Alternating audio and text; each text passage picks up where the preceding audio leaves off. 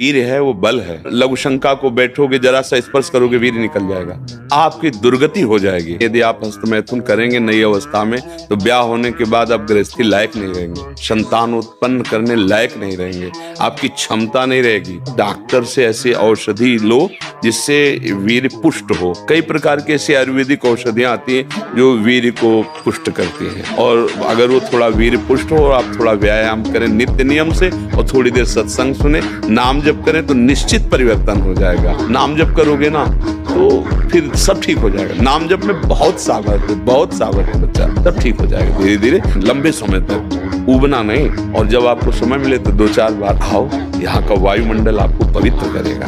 बालकाल में श्री हनुमान जी महाराज ने अंगड़ाई ली तो प्रातः काल हनुमान जी को भूख लग आई। माँ ने कहा फल खा लेना, फल।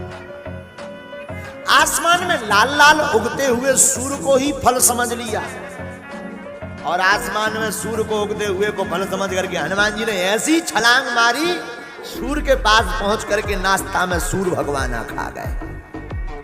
संसार में अंधेरा मच गया। देवता हाथ जोड़ के आ गए, भाई साहब जो खाऊ निकालो। हनुमान जी बोले हमसे खाते बनता है, निकारते नहीं बनता। आज तक हमने निकालते देखा ही नहीं। अरे बोले भाई साहब फल लो ही, सूर्य देवता है, अंधेरा हो गया पूरे संसार में। मानो हनुमान जी कहना चाहते हो कि बचपन में ही जब तक आप अपने अज्ञान को मिटाने के लिए सूर्य जैसे ज्ञान को ग्रहण नहीं करोगे, तब तक पूरी जिंदगी अंधेरे में मची ही रहेगी। इसलिए हनुमान जी ने बचपन में ही सूर्य खा लिया। अच्छा, बचपन में ही सूर्य क्यों खाया? जवानी में खा जाते, क्या दिक्कत, खाना ही तो था। धन्य रे वीर बजरंगबली। बोले बचपन में जो शिक्षा अपने बालकों को दे दोगे वही जीवन भर काम आएगी। बचपन में जब हनुमान जी सूर्य को खा गए तो सूर्य है प्रकाश, प्रकाश जब अंदर चला गया तो अंदर का अंधकार मिट गया और हनुमान जी ज्ञानी नामाग्रगण्यम हो गए। इसलिए तो गोस्वामी जी कहते हैं ज्ञानी नामाग्रगण्यम सकल गुण निधानम वानराणाम।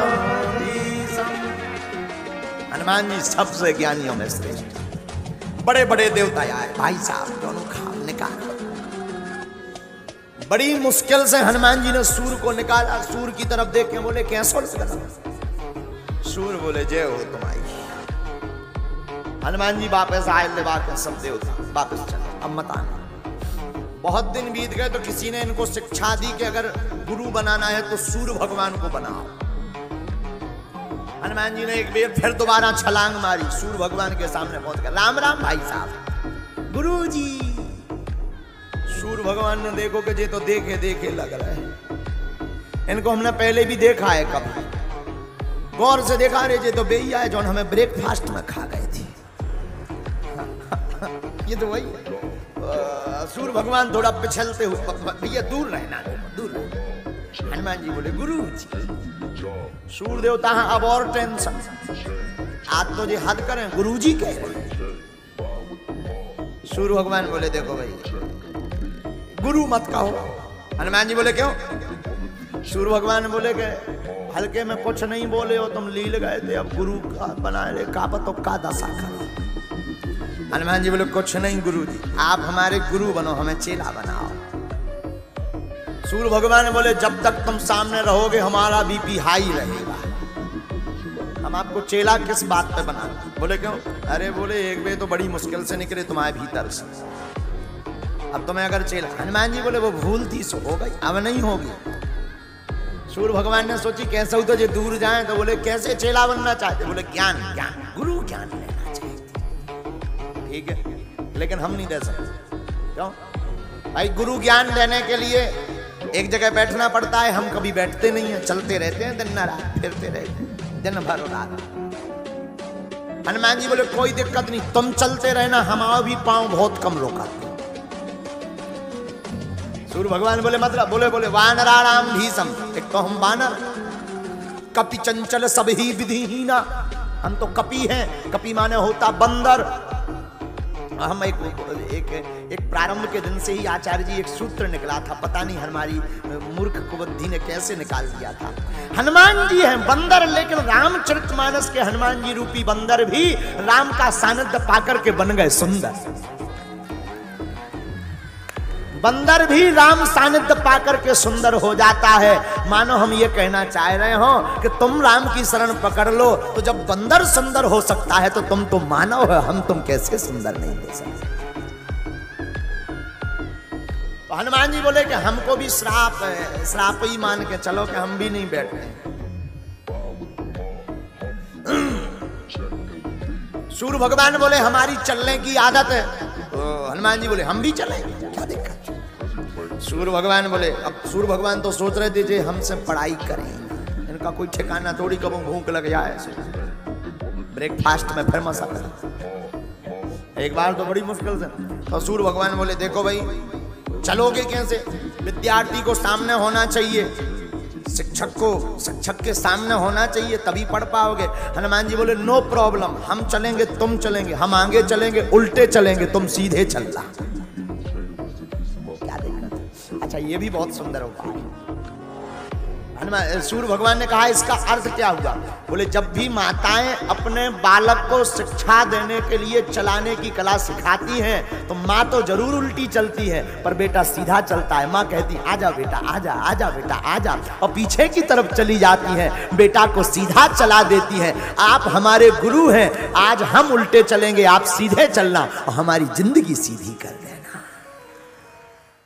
राम जी ने केवट से कहा भैया नाव लाओ, पर केवट बोला हम नहीं लाएंगे। लेकिन राम जी गंगा किनारे खड़े। अच्छा देखो कितनी बड़ी बात है, राम जी कितने सहनशील है।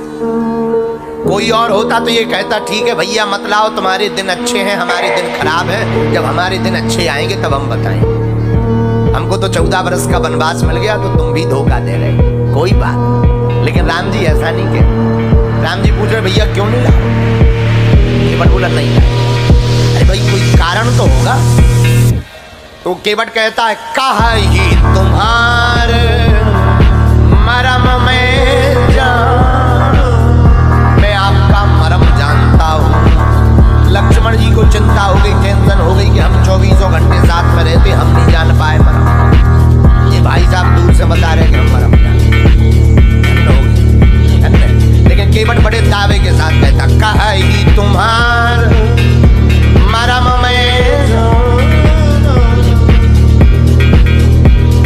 अच्छा यहाँ मरम क्या जाना केवट। यहाँ पर संतों ने 2 भाव दिए। एक भाव तो वो केवट पहचान गया कि ये वही राम जी हैं जो पूर्ण परब्रह्म परमात्मा है। दूसरा भाव क्या, दूसरा भाव ये केवट यह जानता है कि आज तक जितने भी लोग गंगा किनारे आए उन्होंने नाव नहीं मांगी, ऑर्डर दिया नाव लाओ।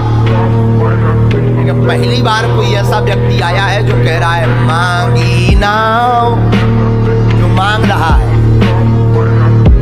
कोई अगर मांग रहा है तो साधारण नहीं है। इसलिए केवट कहता है हम समझ गए कहा ही तुम्हारे मरम में। लक्ष्मण जी मुस्कुरा के बोले अच्छा भाई साहब जो बताओ तो मरम क्या जान।